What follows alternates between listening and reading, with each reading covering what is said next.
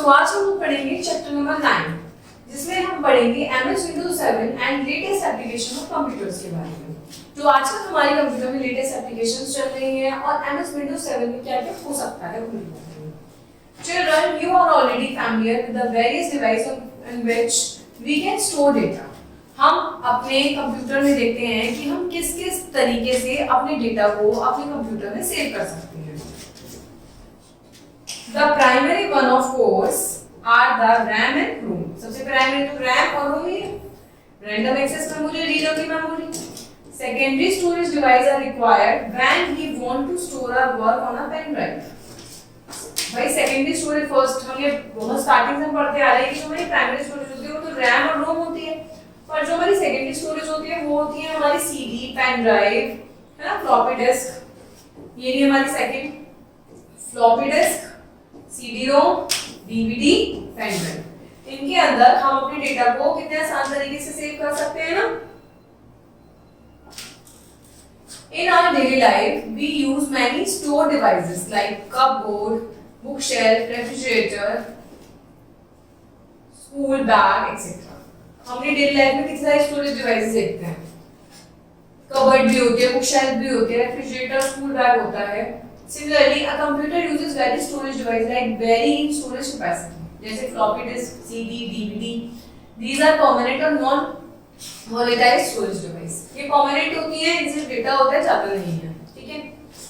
Let's learn how to save on version of pen drive. अब हम सीखते हैं कि पेन ड्राइव के अंदर हम अपनी फाइल को कैसे सेव कर सकते हैं। Pen drives are faster, hold more data and are more reliable than floppy disk. ये फ्लॉपी डिस्क से ज्यादा रिलायबल होती हैं, ऐसी पेन ड्राइव होती हैं, ऐसी यूएसबी पोर्ट में लगती हैं। ये ज्यादा अच्छी होती हैं, इसमें बहुत ज्यादा डेटा आ सकता है। देखते हैं, insert a pen drive in a USB port of a computer. जैसे ये कर रहे हैं यूएसबी पोर्ट के अंदर, आपको ये काम करना है। स्टेप 2 में right click on file that you want to save on a pen drive. अब आपको क्या करना है, जो भी फाइल आपको सेव करनी है आप उस पे क्या करेंगे, माउस की मदद से राइट क्लिक करेंगे। A drop down menu appears. एक drop down menu आ जाएगी, उसमें कॉपी का ऑप्शन भी रहता है। Now double click on my computer icon. इसके बाद आप my computer icon पे डबल क्लिक करेंगे। A window opens with all the drives installed on your computer. आगे इसकी पिक्चर देखते हैं। देखिए, आपने क्या करा, आपको जो भी आपको फाइल कॉपी करनी है आपने उस पर राइट क्लिक करा, ऐसे ड्रॉप डाउन आ जाएगा। ड्रॉप डाउन के बाद आपने कॉपी पे टिक करा, ठीक है। उसके बाद आपने कंप्यूटर पे टिक करा, आपके कंप्यूटर में जितनी भी चीजें उसमें आ जाएंगी। अब जो पेन ड्राइव है उसका भी आइकन इस पे बना हुआ आएगा, ये रहा पेन ड्राइव का आइकन। आप उस पे डबल क्लिक करेंगे। डबल क्लिक करने के बाद double click on the icon of showing pen drive, इस पे आपने डबल क्लिक कर दिया, आपकी पेन ड्राइव खुल गई। अब window opens and show the existing content. इसके अंदर जो भी कंटेंट होगा वो शो कर देगी पेन ड्राइव के अंदर। राइट क्लिक एनीवेयर, इसके इस विंडो पे आपको राइट क्लिक करना है और इस पे आएगा पेस्ट। इस पे आपको पेस्ट पे टिक करना है। The file that was copied get transferred onto your pen drive. जो भी फाइल आपने कॉपी करी है वो आपकी फाइल इस पेन ड्राइव में ट्रांसफर हो जाएगी। Another method to save your work on a pen drive is to open the file first. पहला मेथड तो हमने देख लिया, कॉपी और पेस्ट कर दिया। दूसरा मेथड में हमने क्या करा, सबसे पहले हमने फाइल को ओपन करा उसको, फिर हमने क्या करा, choose save as from the file, फिर हमने सेव एज ऑप्शन चूज करा, ठीक है। Save as option appear, save as option appear आ गया, सेव एज ऑप्शन आपका निकल कर आ गया। इसमें आपने क्या करा है, locate the pen drive and click on open. आपने क्या करा, इसमें से यहां से पेन ड्राइव को ओपन कर लिया, ठीक है। The save as dialog box show to your contacts and pen drive, इसमें आपने कर लिए, यहाँ पे आपके पेन ड्राइव का नाम आ गया, ठीक है। Select the place where you want to save your file, click on save. अब पेन ड्राइव में आपको जहां भी सेव करना है उस पे क्लिक करो और यहाँ पे सेव। तो इस तरीके से हमने दो मेथड सीखे, किस तरीके से हम अपनी पेन ड्राइव को सेव कर सकते हैं, पेन ड्राइव में डेटा को सेव कर सकते हैं। नेक्स्ट हम देखते हैं save file on a CD and DVD. CD में और डीवीडी में हम फाइल को कैसे सेव करेंगे। It is essential to keep a backup of data we feed into a computer. ये तो बहुत जरूरी होता है, आप भी जानते हैं कि जो हमने कंप्यूटर में डेटा रख रखा है वो हम कहीं और भी सेव करके रखें। बाई चांस हमारे कंप्यूटर में कुछ करप्शन आ जाता है, कोई वायरस आ जाता है, डेटा लूज हो जाता है, तो उससे बेटर है कि और डेटा होना चाहिए हमारे पास। If the computer crashes or all data lost, to save the file on CD, special software like Express Burn, Nero, AG Pyro, Proxio, Creator, etc. is required. ये CD में सेव करने के सारे सॉफ्टवेयर्स होते हैं। CD burning software makes कॉपिंग important data easy and fast. CD burning जो हम करते हैं इस सॉफ्टवेयर के अंदर जो डेटा होता है, इंपॉर्टेंट डेटा जो होते हैं, हम बहुत इजी और फास्ट तरीके से सेव कर सकते हैं। हम सीखेंगे कैसे।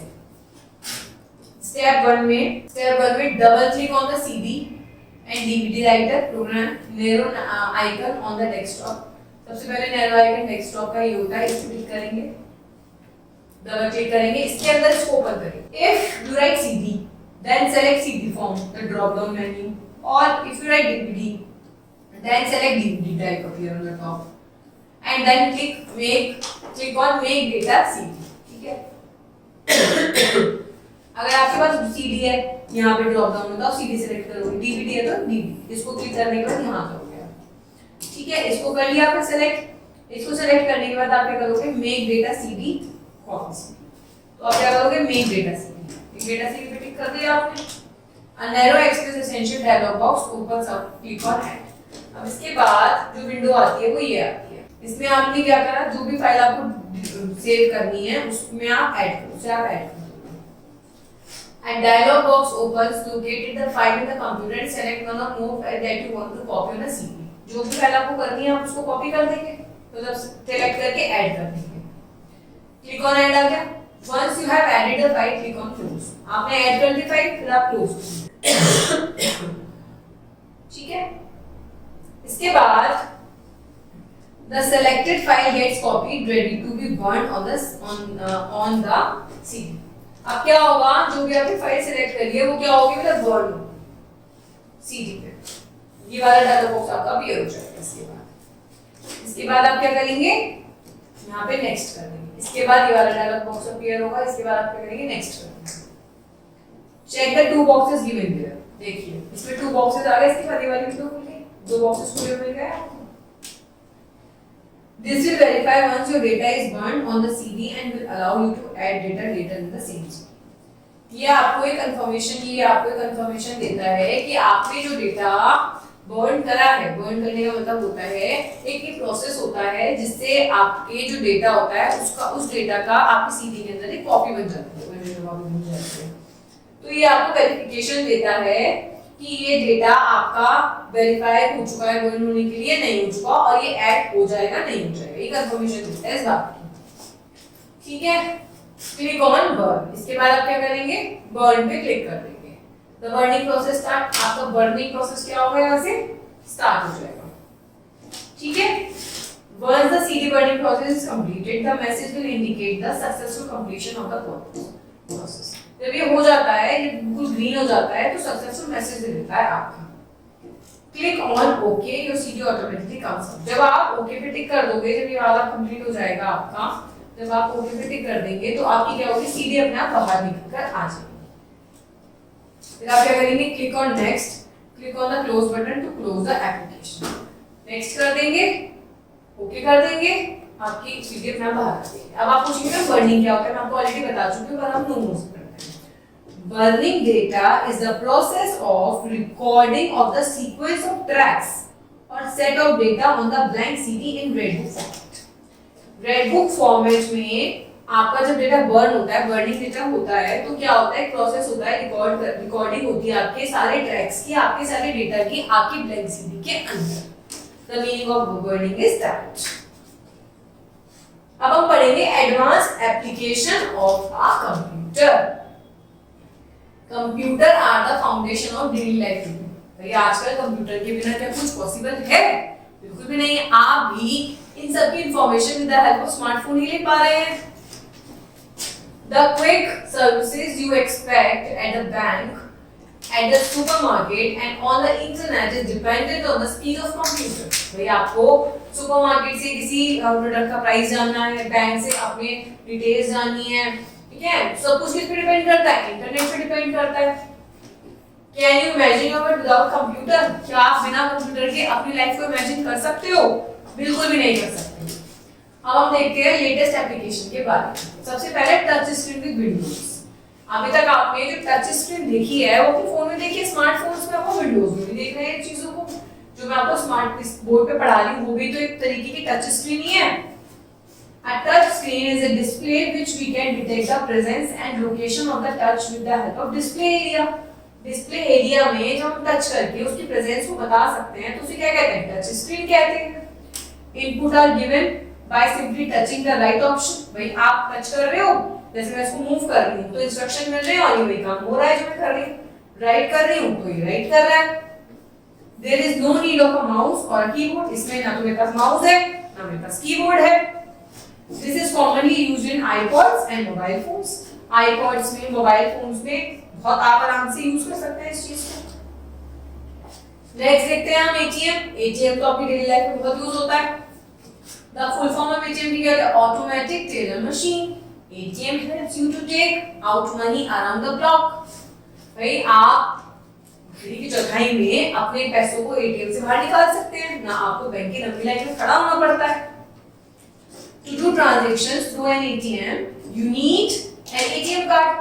भाई ट्रांजैक्शन आप कैसे करोगे? कार्ड के द्वारा ही तो करोगे, तो आपको क्या चाहिए? ATM कार्ड चाहिए।